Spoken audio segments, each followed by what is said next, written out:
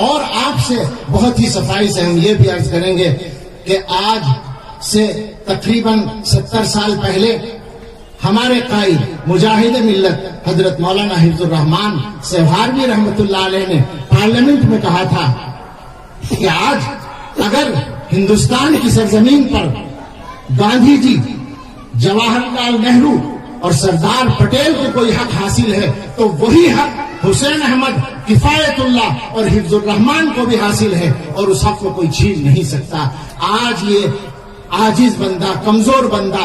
دارالعلوم دیوبند کے طاقتور اسٹیج سے صفائی کے ساتھ یہ بات کہنا چاہتا ہے کہ آج ہندوستان میں اگر ہمارے وزیر اعظم نریندر مودی کو، ہمارے وزیر داخلہ امت شاہ کو اور ہمارے RSS کے چیف موہن بھاگوت جی کو کوئی حق حاصل ہے تو وہی حق مولانا ارشد مدنی کو، محمود مدنی کو، مولانا ابوالقاسم نعمانی کو، عبدالخالق مدرسی کو، مولانا رابع حسنی کو، ولی رحمانی کو، یہاں تک کہ اس بندے آج کے ذریعے سلمان بجنوری کو بھی حاصل ہے، اور ہندوستان میں کشمیر سے لے کر کنیا کماری تک ہر گاؤں کے رہنے والے ہر عبداللہ اور عبدالرحمان کو حاصل ہے، اور ان کے اس حق کو کوئی چھین نہیں سکتا۔ اللہ ہمارے اس ملک کی حفاظت کرتا ہے۔